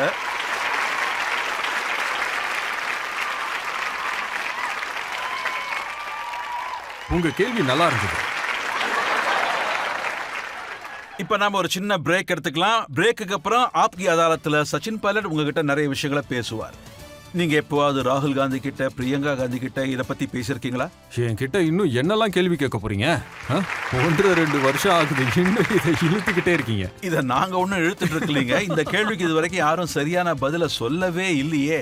இன்னும் நான் உங்களுக்கு என்னதான் பதில் சொல்லணும்? நீங்க கேக்குறதுக்கெல்லாம் நான் பதில் சொல்லிட்டு தான் சரி, இதை நான் உங்க பதிலா ஏத்துக்கிறேன். இதுக்கு மேல நான் இழுக்க மாட்டேன். இவ்வளவு பண்ணதுக்கு அப்புறம் சொல்றீங்க. Welcome back. இன்றைக்கு ஆப்கி அதாலத்தில் உங்கள் விருந்தினர் காங்கிரஸ் பார்ட்டி லீடர் சச்சின் பைலட். ஆப்கி அதாலத்தில் அடுத்த குற்றச்சாட்டு. ஆப்கே அதாலத்தில் காங்கிரஸ் லீடர் சச்சின் பைலட் மேலுள்ள குற்றச்சாட்டு, இவர் ராஜஸ்தானின் காங்கிரசின் தோல்விக்கு இவர்தான் முழு பொறுப்பாம். சச்சின் பைலட், அசெம்பிளி எலெக்ஷன்ல காங்கிரஸ் பார்ட்டி தோத்துது. உங்க பார்ட்டி லீடர் சொல்றாங்க, நீங்க அசோக் கெலட் கூட சண்டை போடாம இருந்திருந்தா, 2 பேரும் சேர்ந்து ஒர்க் பண்ணி இருந்தா இந்த நிலைமை வந்திருக்காதான். இங்க பாருங்க, நாங்க 3 ஸ்டேட்லயும் எலெக்ஷன்ல தோத்து போனோம். அது எனக்கு வருத்தம் தான். நாங்க தோல்வியை ஏத்துக்கிறோம். அதாவது மத்திய பிரதேஷ்ல, சத்தீஸ்கர்ல, ராஜஸ்தான்ல. ரஜத் சார், ராஜஸ்தான்ல 2023ல அங்க 200 சீட்டுங்க இருக்கு. இந்த தடவை நாங்க கிட்டத்தட்ட 70 சீட்டுங்க ஜெயிச்சோம். நீங்களும் குத்தம் சொன்னீங்க, என்னாலதான் அங்க சண்டை நடக்குது, அதோட பழிய போட்டீங்க. அதாவது நான் இதை பண்ணியிருந்தா அதை பண்ணியிருந்தா ஜெயிச்சிருப்போன்னு. ஒரு நிமிஷம், நீங்க சொன்னதை நானே ஏத்துக்கிறேன். ஸோ 2023 பத்தி நாம பேசணும். 2013ல 200 சீட்ல ஒருத்தர் தான் ஜெயிச்சு வந்தாரு. அப்ப நான் எதுவும் பண்ணல இல்லையா? அதுக்கு முன்னாடி 50 சீட்டு வந்தது. அதனால இதெல்லாம் சொல்றது ரொம்ப ஈஸிங்க. எலெக்ஷன்ல ஜெயிச்சிட்டா நாம என்ன சொல்லுவோம்? அப்ப பாராட்ட மாட்டீங்க. உங்களால தான் ஜெயிச்சோம் அப்படின்லாம் சொல்ல மாட்டீங்க. அதனால இந்த விஷயங்கள் இது எப்படி இருக்குன்னா, இந்த எலெக்ஷன்ல நாங்க எல்லாருமே சேர்ந்து உழைச்சோம். அப்புறம் 30 இயர்ஸ் அங்க, 5 வருஷம் பிஜேபி, 5 வருஷம் காங்கிரஸ். அதனால இந்த பார்ட்டியை உடைக்கணும்னா நம்ம உழைச்சாகணும்னு நாங்க முடிவு பண்ணோம். எங்களுக்குள்ளேயும் சில இஷ்யூஸ் எல்லாம் இருந்துச்சு, அதை நாங்க ஒத்துக்கிறோம். ஆனா நாங்க உட்கார்ந்து பேசணும். கர்கே சார், ராகுல் சார், நாங்கெல்லாம் ஒன்னா உட்கார்ந்து பேசணும். நடந்தது நடந்தாச்சு. அடுத்த எலெக்ஷன்ல நம்மளாம் ஒன்னா இருந்து செயல்படணும். நாங்க கடுமையா உழைச்சோம். ஆனா துரதிருஷ்டவசமா பப்ளிக் கிட்ட சேர முடியல. ஆனா எங்களோட ஓட் % இருக்கு இல்லையா, அது கொஞ்சமும் குறையல. எங்களோட 40% ஓட்டு இருந்தது, பிஜேபியை விட 1.5% தான் குறைஞ்சிருந்துச்சு. அதனால நாங்க முழுசா தோத்து போகல, தன்னம்பிக்கையை இழக்கல. வெற்றி தோல்வி சகஜம்தான். 70 சீட்டு கிடைச்சது. இன்னொரு விஷயம், உங்களுக்காக மட்டும் இதை சொல்றேன். எலெக்ஷன் முடிஞ்ச உடனே பிஜேபி கவர்மெண்ட் வந்துச்சு. 3 வாரத்துல அங்க ஒரு பை எலெக்ஷன் நடந்துச்சு, தெரியும் இல்லையா? அந்த எலெக்ஷன்ல பிஜேபிக்காக யார் நின்னாங்களோ அவங்கள பிஜேபி மந்திரி ஆக்கிட்டாங்க. ஆனா எலெக்ஷனோட ரிசல்ட் வந்தப்ப 12,000 ஓட்ல காங்கிரஸ் அங்க ஜெயிச்சது. அதாவது பப்ளிக் 3 வாரத்திலேயே அங்க இருக்கிற மக்கள் எல்லாருக்கும் காட்டிட்டாங்க. என்ன சொல்றது, அவரு எம்எல்ஏ கூட ஆகல, அவரை மந்திரி ஆக்கிட்டாங்க. அப்போ எலெக்ஷன்ல தோத்துட்டாரு. நாங்க அங்க கேம்பெயின் பண்ணோம், எல்லா லீடர்ஸும் போனோம். இன்னொரு விஷயம் சொல்ல விரும்புறேன். எப்போ அசோக் கெலாட்டோட பையன் வைபவ் அவர் லோக்சபா எலெக்ஷன்ல தோத்தப்ப அவர் பப்ளிக்கா சொன்னாரு, எப்படி தோத்தேன்னு சச்சின் கிட்ட கேளுங்கன்னாரு. அது வந்து அவரோட பையன் ஒருத்தன் இருக்கான், அவனை வந்து என்னோட கமிட்டிலேயே வச்சிருந்தேன். நல்ல வேலையும் செஞ்சான். அப்போ துரதிருஷ்டவசமா நாங்க எல்லா சீட்டையும் தோத்துட்டோம். அதோட இப்ப நீங்க சொல்றீங்க இல்லையா, இந்த குத்தத்தை அவங்க வச்சாங்க, நீங்க வைக்கல, அதனால பதில நான் அவங்க கிட்ட சொல்லிக்கிறேன். நீங்க சொன்னதுக்கு மட்டும் நான் பதில் சொல்றேன். ஆனா வெற்றி தோல்வி நடந்துகிட்டே தான் இருக்கும். ஆனா அப்பா அவர் சொன்னது வந்து எனக்கும் அதிர்ச்சியா தான் இருந்தது. அப்போ அவர் சீட்டு வந்து அப்போ உங்களுக்கு அதிர்ச்சியா இருந்தது. ஆனா இப்ப அவர் வந்து என்ன சொல்றாருன்னா, சச்சின் பைலட் பார்ட்டிக்கு துரோகம் பண்ணிட்டு அமித்ஷா மடியில போய் உட்கார்ந்துட்டாரு. நல்லா இருக்கு. இது வந்து அவரு சொல்லல, என்னோட எதிரிங்க தான் நிறைய பேர் இந்த மாதிரி சொல்றாங்க. அதோட சீசனும் அப்படி இருக்கு. நிறைய பேர் பாத்தீங்கன்னா காங்கிரஸை விட்டு பிஜேபியில சேர்றாங்க. அதனால காத்துப்போக்கில் அப்படியே என் மேல பழிய சுமத்துறாங்க. ஆனா உண்மை என்னன்னா, கடந்த 23 வருஷமா என் பார்ட்டி என்ன வேலையை சொல்றாங்களோ அதை நான் நேர்மையா பண்ணிட்டு வரேன். ராஜஸ்தான்ல பிஜேபி ஒரு வழி பண்ணிருக்காங்கன்னா அது காரணம் நான் தான். நான் வந்து அங்க லீடரா இருந்தப்ப நான் முதல்லயே சொன்னேனே, 21 சீட்டு ஜெயிச்சோம் 200ல இருந்து. அந்த 21 100 ஆக்கி காட்டணும். அப்புறம் 5 வருஷத்துக்கு மக்கள் சொன்னாங்க, அது முகமது வந்தாச்சு, மோடி பிஎம் ஆயிட்டாரு, சுந்தர் மேமும் வந்துட்டாங்க, இனிமேல் காங்கிரஸ் எழுந்திருக்காதுன்னு சொன்னாங்க. ஆனா அந்த 5 வருஷத்துல பிஜேபி கவர்மெண்ட்டுக்கு எதிரா போராட்டம் நடத்தணும், ஊர்வலம் போனோம், ஜெயிலுக்கு போனோம், அடிபட்டோம், ரத்தம் சிந்தினோம், ஹார்ட் ஒர்க் பண்ணோம். நாங்க என்னதான் பண்ணல, பார்ட்டியை தூக்கி நிறுத்தி நாங்க மறுபடியும் கவர்மெண்ட்டை உருவாக்க உதவி பண்ணணும். அதோட எப்பவும் பார்ட்டி கவர்மெண்ட்டை உருவாக்கும், கவர்மெண்ட் பார்ட்டியை உருவாக்காது. எல்லாரும் குற்றம் சுமத்தலாம், நீங்களும் தான் நிறைய குற்றம் சுமத்துறீங்க. ஆனா கரெக்டா ராங்காங்கிறத மக்கள் முடிவு பண்ணட்டும். பார்ட்டியோட லீடர் சுமத்தினாங்கன்னா ஒரு ஸ்டேட்டோட சிஎம்ஏ சொல்றாரு. அவங்க வந்து என்ன சொல்றாங்கன்னா, சச்சின் பைலட் அப்புறம் அமித்ஷா அப்புறம் ஷேகாவத் சார் கூட சேர்ந்து எம்எல்ஏஸ் ரெசார்ட்ஸ்ல மறைச்சு வைக்கிறதா சொல்றாங்களே. நான் தான் சொல்றேனே, இந்த குத்தத்தை இவங்க இப்ப சுமத்தல, பல காலமாவே சுமத்திட்டு இருக்காங்க. ஆனா உண்மை என்னன்னா, 18 மினிஸ்டர்ஸ் நீங்க கூட்டிட்டு போனீங்களே. நான் கூட்டிட்டு போல, நாங்க ஒரு நோக்கத்தோட தான் டெல்லிக்கே வந்திருந்தோம், ஒரு மாற்றத்தை கொண்டு வர்றதுக்காக. நாங்க சொன்னதை பார்ட்டியும் ஏத்துக்குச்சு. பார்ட்டி ஒரு கமிட்டியை உருவாக்கி அதை ஏத்துக்கிட்டாங்க, அதுல ஆக்ஷன் எடுத்தாங்க. அதோட யார பத்தி நீங்க பேசுறீங்களோ கவர்மெண்ட் அவங்கள மந்திரியாவும் ஆக்குச்சு. இந்த வேலைகளை நாங்க பண்ணணும். நீங்க ஏன் அதுல வந்து நான் ஆக விரும்பல. நான் அதான் சொன்னேனே, பதவி ஆசை இருந்திருந்தா நான் வந்து எப்பவோ பதவிக்கு வந்திருக்கலாம். ஆனா சில இஷ்யூஸ்க்காக நான் ஸ்டாண்ட் எடுத்தேன். இன்னைக்கும் நான் அதுல திடமா நிக்கிறேன். அது எங்களோட கவர்மெண்ட். அப்போ சில இஷ்யூஸ் இருந்துச்சு, அது மேல சில ஆக்ஷன்ஸ் எடுக்க நினைச்சேன். Youngsters issues, paper issues, job issues. அதோட எங்களோட கவர்மெண்ட் வந்து பார்ட்டி மெம்பர்ஸ் கூட சேர்ந்து இன்னும் அவங்களுக்கு கொஞ்சம் ஊக்கத்தை கொடுத்திருந்தா, அவங்களுக்கு இன்னும் நாம மரியாதையை கொடுத்தோம்னா இன்னும் நல்ல ரிசல்ட் எடுத்திருந்திருக்கலாம். சச்சின் சார், ஒரு விஷயத்தை நீங்க மறந்துடுறீங்க. சிஎம் சொன்னாரு இவன் ஒரு அயோக்கியன், இவன் ஏமாத்துக்காரன், சச்சின் பைலட்டால ஒண்ணுமே செய்ய முடியாதுன்னு. அவரு சொன்னதெல்லாம் நீங்க இங்க சொல்லிட்டீங்க.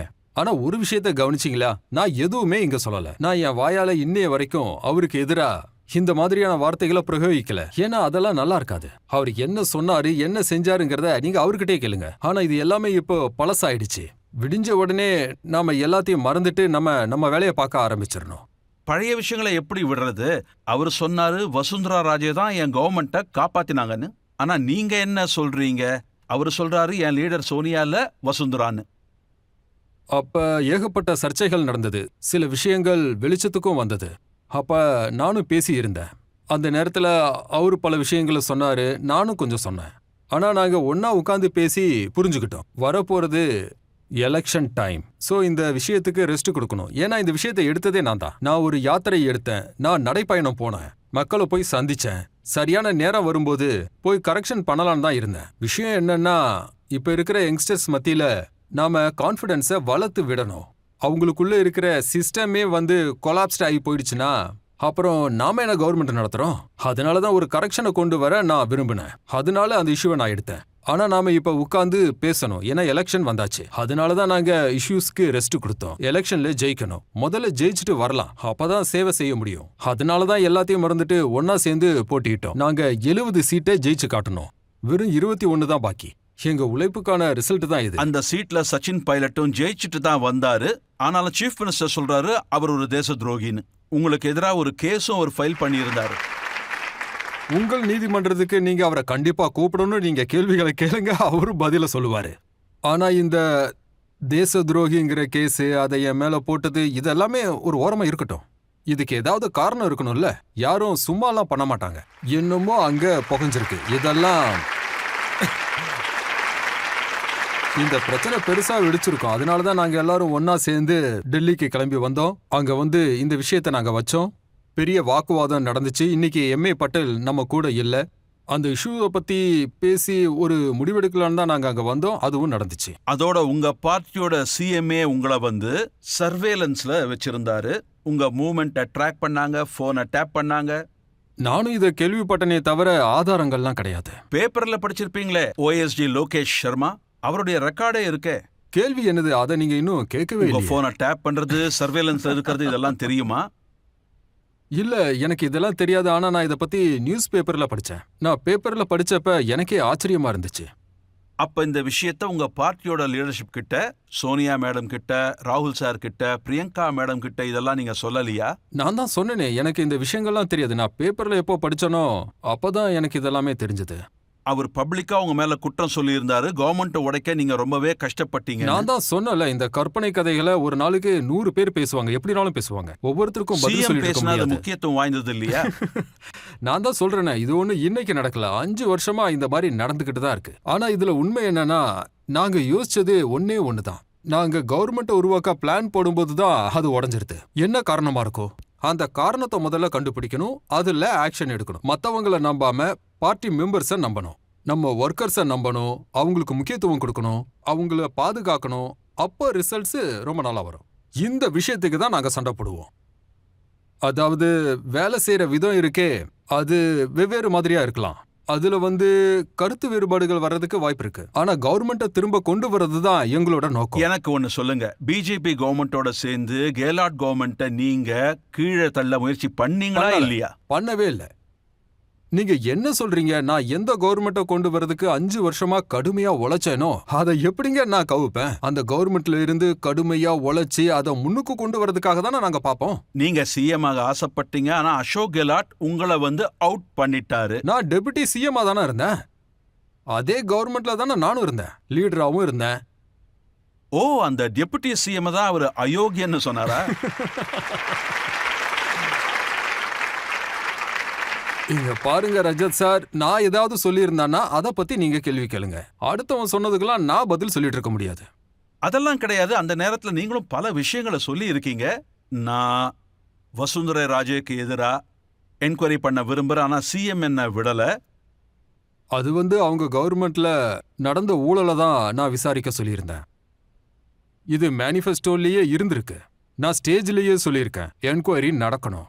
ஆனா எந்த ஸ்பீட்ல அந்த என்கொயரி நடந்திருக்கணுமோ அதுதான் நடக்கல. நீங்க இந்த பேப்பர் லீக் பிரச்சனையை கூட தான் பெருசாக்கினீங்க. இங்க பாருங்க, யங்ஸ்டர்ஸ்க்காக நான் வாய்ஸ் கொடுக்கலன்னா அதே மாதிரி தப்பு நடக்கிறது தெரியும் போது நான் பேசாம இருந்தா அதுவே பெரிய தப்பாயிடும் இல்லையா? அதான் நான் ஆனா பேசுறேன். உங்க பேச்சை ஏத்துக்கல. என்கொயரி நடந்தது, ஆனா எலெக்ஷன் வந்ததுனால அதை முழுசா முடிக்க முடியல. இன்னும் சிலர் கேள்வி கேட்க விரும்புறாங்க.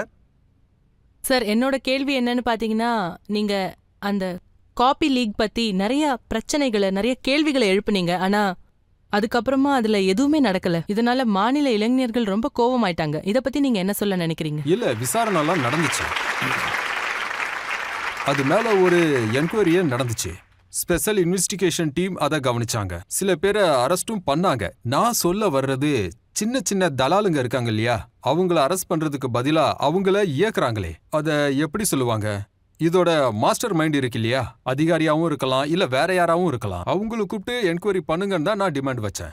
இப்போ ஒரு புது கவர்மெண்ட் வந்திருக்காங்களே, அவங்க கிட்ட நீங்க கேட்பீங்களா? நீங்க அப்போசிஷன்ல இருக்கீங்களே, இந்த பேப்பர் லீக்க பத்தி என்கொயரி அது நடந்தாகணும். இப்பவும் தொடர்ந்து நடக்குது. நான் என்ன சொல்றேன், வேரோட இத பிடுங்கி எரிஞ்சாதான் நல்லது. அதோட ஸ்டூடெண்ட்ஸ்க்கும் ஒரு நம்பிக்கை வரணும். அதாவது எக்ஸாம் பேப்பர்ஸ் எங்கேயும் லீக் ஆக கூடாது. அது ஸ்டூடெண்ட்ஸ் கிட்ட ஒரு தவறான எண்ணம் ஓடிக்கிட்டு இருக்கு. நியாயம் கிடைக்கலன்னு சொல்றாங்க. அவங்க ரொம்ப குழம்பி போய் இருக்கிறதால நாம தான் ஹெல்ப் பண்ணணும். ஆனா இந்த புது கவர்மெண்ட் வந்திருக்கு, அவங்க இந்த விஷயத்த சீரியஸா என்கொயரி பண்ணணும். ஆனா பழி வாங்குற எண்ணத்துல இத பண்ணக்கூடாது. சும்மா காங்கிரஸ் நீங்க மட்டுமே சொல்றத சொல்லக்கூடாது. பார்த்தா எப்படி தெரியுதுன்னா, அசோக் கெலாட் சில பேரை காப்பாத்த முயற்சியை எடுக்கிறாருன்னு. ஆனா நீங்க அவர் மேல குத்தத்தை சுமத்துறீங்க. இங்க பாருங்க, பர்சனலா எனக்கு யாரு கூடயும் எந்த சண்டையும் இல்ல. என்கொயரி நடக்க தான் செஞ்சது, சில பேரை பிடிக்கவும் செஞ்சாங்க. ஆனா நான் என்ன சொல்றேன்னா, பிக் பிக் ஃபிஷ். ஃபிஷ்ஷை தான் முதல்ல வலையில சிக்க வைக்கணும். நாம நிறைய சர்ச்சைகள் செஞ்சோம், ஏமாற்று வேலை செய்யறதாவும் குற்றச்சாட்டுகள் வச்சோம். ஆனா உங்க மேட்டர் செட்டில் ஆன உடனே பார்ட்டி ஹைகமாண்ட் அசோக் கெலாட்டை டெல்லி கொண்டு வர பார்த்தாங்க. அங்க ஒரு பதவி கொடுக்க இருந்தாங்க. கார்கே சார் போனாரு, மாக்கன் சார் போனாரு. ஆனா எம்எல்ஏஸ் அவங்களால சந்திக்கவே முடியல. ம். அப்ப நீங்க என்ன பண்ணிக்கிட்டு இருந்தீங்க? அப்ப எம்எல்ஏங்களோட மீட்டிங் நடந்தது, ஆனா உறுப்பினர்கள் வரவே இல்லை. அதோட இத பத்தி அசோக் கெலட் சாரே மன்னிப்பு கேட்டாரு சோனியா மேம் கிட்ட. மீட்டிங்கே நடக்கல. முதல் முறையா இந்த மாதிரி ஒன்று நடந்துச்சுன்னே சொல்லலாம். ஸோ இதுக்காக அவரு மன்னிப்பு கேட்டாரு, அதுவும் பப்ளிக்காவே கேட்டாரு. அந்த நேரத்தில் அவரு மேடம் கிட்ட எல்லாத்தையும் தெளிவா எடுத்தும் சொல்லியிருக்காரு. ஆனா வருத்தமான விஷயம் என்னன்னா, அப்போ இந்த மீட்டிங்கே நடக்கல. உங்களை சப்போர்ட் பண்ற எம்எல்ஏஸ் இருந்தாங்க இல்லையா, அவங்களும் போகல. இங்க பாருங்க, இதுல உன்னது என்னதுன்னு எதுவுமே கிடையாது. அது காங்கிரஸ் பார்ட்டியோட மீட்டிங். எல்லாருமே அங்க ஒன்னா சேர்ந்திருக்கணும். சில பேரால, சில லீடர்ஸால அதுல கலந்துக்க முடியல. அது நடக்கவே இல்லை. அதனால ரெண்டு சைடும் நேரா கிளம்பி வந்துட்டாங்க. அதோட ரிப்போர்ட்ஸ் கொடுத்தோம். மறுபடியும் கிளம்பி டெல்லிக்கு பேசுறதுக்காக வந்தாங்க. அவரு தன்னோட ஸ்டேட்மெண்ட்டை சோனியா மேடம் கிட்ட கொடுத்திருந்திருக்கலாம், அப்புறம் கர்கே சார் கிட்ட. அப்போ சோனியா மேடம் தான் பிரசிடென்ட்டா இருந்தாங்க. அந்த மீட்டிங் நடக்காதது தான் தப்பா போச்சு. மீட்டிங் நடந்திருந்தா ஏதாவது ஒரு முடிவு வந்திருக்கும். ஆனா அந்த மாதிரி மீட்டிங்கே நடக்கல. நான் அசோக் கெலாட்டோட இன்டர்வியூ பார்த்திருக்கேன். அதுல அவர் சொல்றாரு, அந்த மீட்டிங் நடக்கிறதுக்கு முன்னாடியே எல்லாரும் சச்சின் பைலட்டை தான் சீஃப் மினிஸ்டர் ஆக்கணும்னு சொன்னாங்கன்னு அவரு சொல்றாரு. காங்கிரஸ் ஹைகமாண்டும் இதைத்தான் விரும்பிச்சுன்னு அவர் சொன்னாரு. ஆனா எந்த ஆள் எம்எல்ஏஸ ரெசார்ட்ல ஒளிச்சு வச்சாரோ அந்த ஆள் எப்படி சிஎம்ஆ வர முடியும்னு கேட்கறாரு. ஏங்க, அதெல்லாம் முடிஞ்சு போன விஷயங்க. மீட்டிங் நடந்திருந்துச்சுன்னா எல்லா உண்மையும் வெளியே வந்திருக்கும்ல. ஆனா மீட்டிங்கே நடக்கல. மீட்டிங் நடந்திருந்தா என்ன தெரிஞ்சிருக்கும்? ரெண்டு குரூப்பா யாருமே பிரிஞ்சிருக்க மாட்டாங்க. ஆனா மீட்டிங் தான் நடக்கவே இல்லையே. மீட்டிங் நடக்காதது பெரிய தப்பு. அதான் நானே சொல்றேனே, நானும் அங்கதான் ஆனா இருந்தேன். ஆச்சரியமான விஷயம் என்னன்னா, சிஎம் தான் எம்எல்ஏஸோட மீட்டிங்கை நடக்க விடல. அவரு மன்னிப்பு கேட்டாரு. அதுக்கப்புறம் தொடர்ந்து அவர் தான் சிஎம்ஆ இருந்திருக்காரு. இது பார்ட்டியோட முடிவு. ஒருவேளை பார்ட்டி நினைச்சிருப்பாங்க, எடுத்திருக்கிற முடிவை கண்டினியூ பண்ணலாம், அதுல மாற்றம் வேண்டாம். சோ பார்ட்டி எடுத்த முடிவை நாங்களும் ஏத்துக்கிட்டோம். நீங்க இந்த விஷயமா ராகுல் காந்தி கிட்ட, பிரியங்கா காந்தி கிட்ட பேசினீங்களா? இன்னும் எவ்வளவு தடவை தான் இந்த கேள்வியை கேட்பீங்க?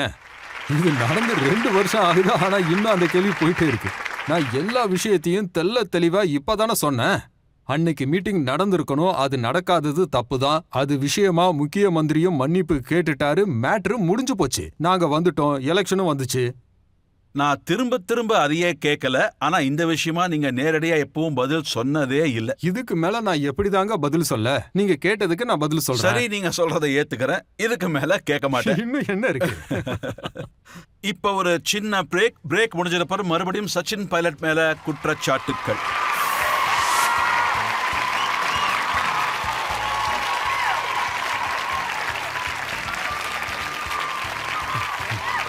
சரியா?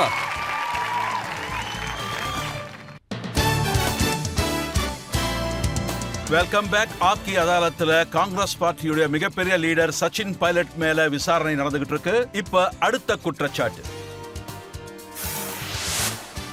ஆப்கே அதாலத்தில் காங்கிரஸ் லீடர் சச்சின் பைலட் மீதுள்ள குற்றச்சாட்டு, அதாவது நீங்கள் உங்கள் நண்பர்களுக்கு துணை புரிய மறுக்கிறீர்கள்.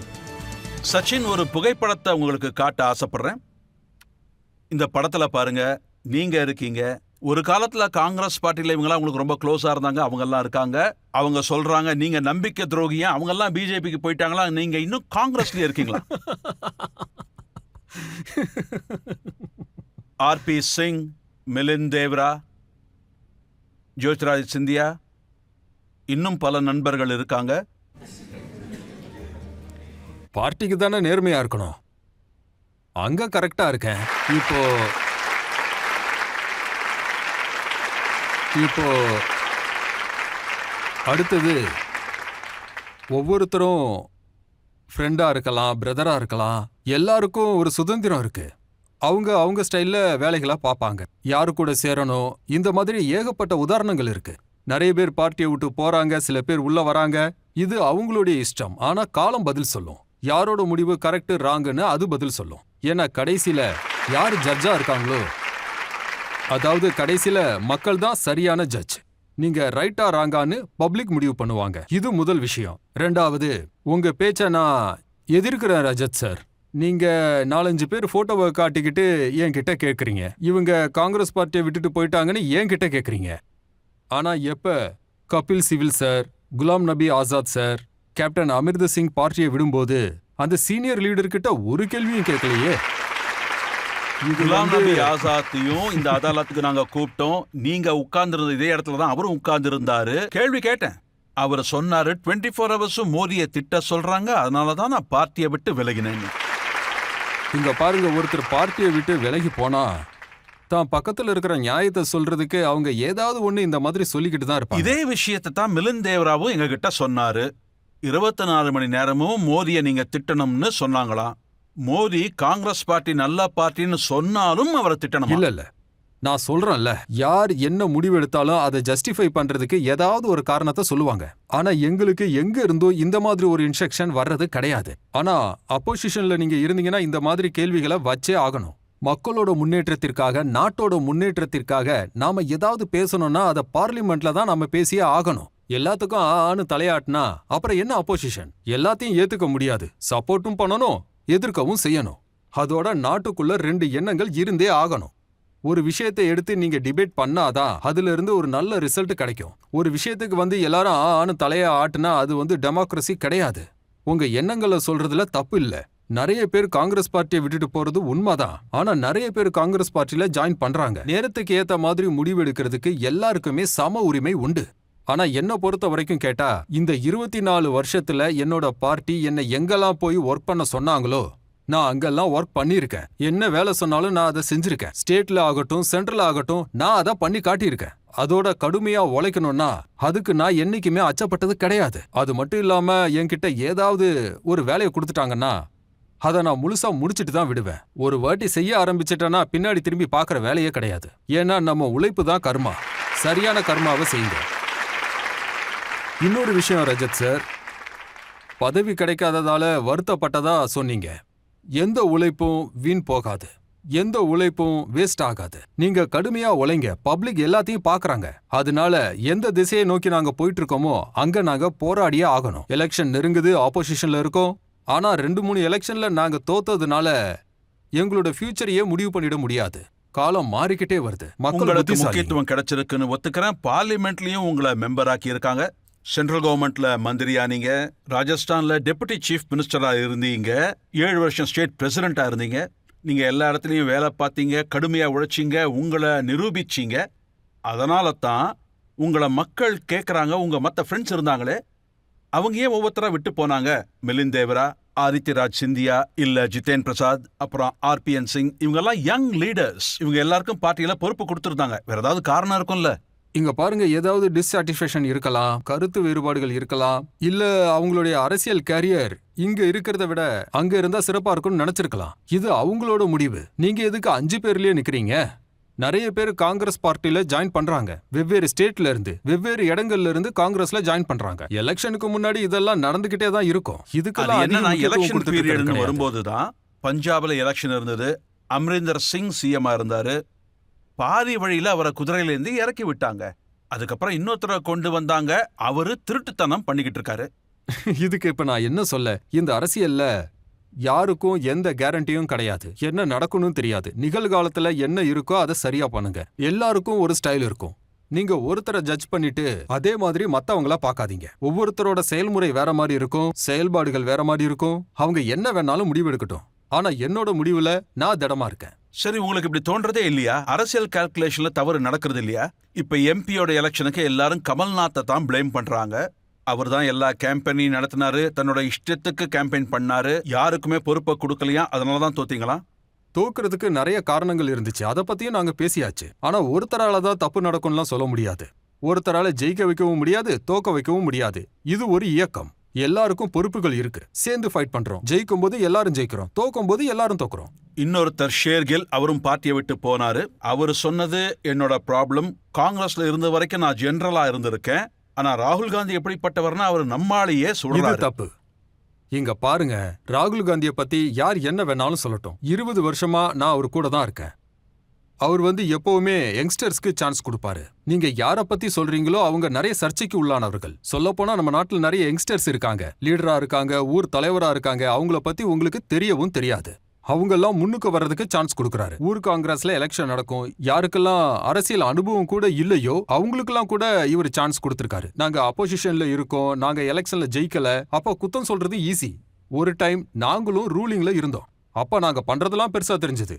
நீங்க வேணும்னா மாறலாம், உண்மைகளா மாத்தாதீங்க. நிலைமைகள் மாறலாம், ஆனா நீங்க நேர்வழியில தான் போயாகணும். மனசுல ஏதாவது இருந்தா அதை நீங்க சொல்லிடணும். எனக்கு இங்க இருக்க பிடிக்கல, எனக்கு அங்க நல்ல ஆஃபர் கொடுக்கறாங்க, அதை தெளிவா சொல்லுங்க. ஆனா லீடரை திட்டிட்டு போறது இருக்கே, அது ரொம்ப பெரிய தப்பு. 2013ல நீங்க சொன்ன மாதிரி நம்ம கிட்ட 21 எம்எல்ஏக்கள் தான் இருந்தாங்க. 2018ல நீங்க பார்ட்டியை வளர்த்தெடுத்தீங்க. இந்த 8 ஆண்டுகள்ல பாத்தீங்கன்னா எந்த மாநில கவர்மெண்ட்டை பத்தி விமர்சனம் பண்ணாங்கன்னா அது ராஜஸ்தான் மாநில அரசு தான். உங்களை நாங்கள் பல போராட்டங்கள்லையும் புரட்சிகள்லையும் பார்த்துருக்கோம். இன்னைக்கு நீங்கள் வேர்ல்டு லெவல் ஃபேமஸான ஆப்கி ஆதாலக் ஷோவில் கலந்துருக்கீங்க. இப்போ நீங்களே சொல்லுங்கள் சார், உங்களை சிஎம் ஆக்காதது நீதியா இல்லை அநீதியா? ஏன்னா அப்போ எல்லா இடத்துலையும் உங்கள் முகம் மட்டும்தான் இருந்தது. சச்சின் பைலட் தான் வேட்பாளர், அவர் தான் முதல்வர்னு சொன்னாங்க. இங்க பாருங்க, இந்த விஷயத்த முதல்லயே சொல்லியிருக்கேன், மறுபடியும் சொல்றேன். உங்க தலையெழுத்துல என்ன எழுதப்பட்டிருக்கோ அதை மாத்த முடியாது. அப்படி எழுதப்படாதத பெறவும் முடியாது. அப்புறம் இன்னொரு விஷயம், நியாயம் அநியாயங்களை வழங்குறவன் அதோ மேல உட்காந்துட்டு இருக்கான், அவன் பார்த்துப்பான்.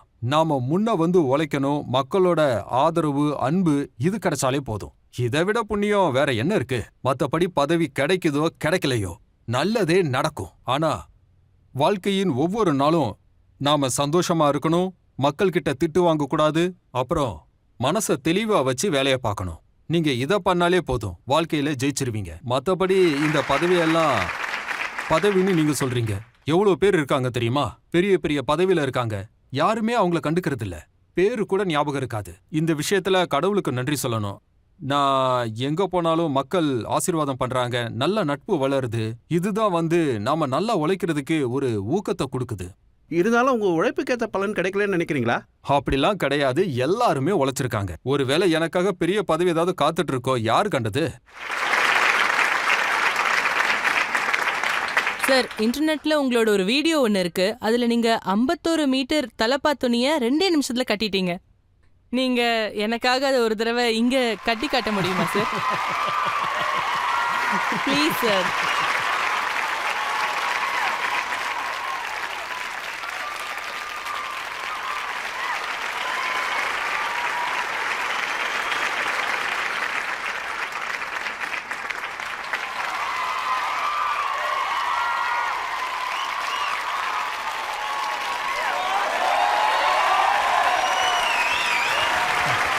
நல்லா இருக்கா?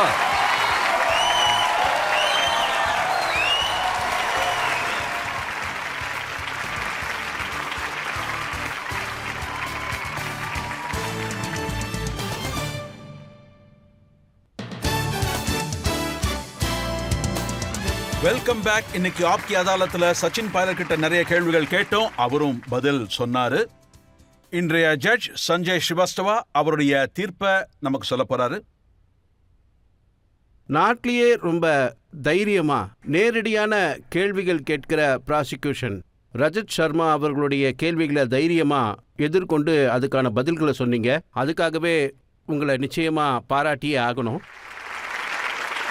அப்புறம்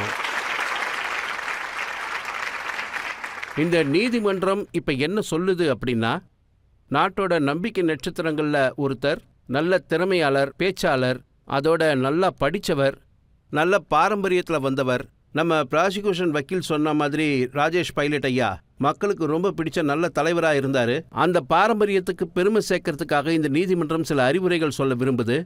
நீங்கள் இந்த அளவுக்கு துணிச்சலா, சேவை மனப்பான்மையோட, கடமை உணர்வோட அரசியல் வாழ்க்கையில் வெற்றி அடைஞ்சிருக்கீங்க.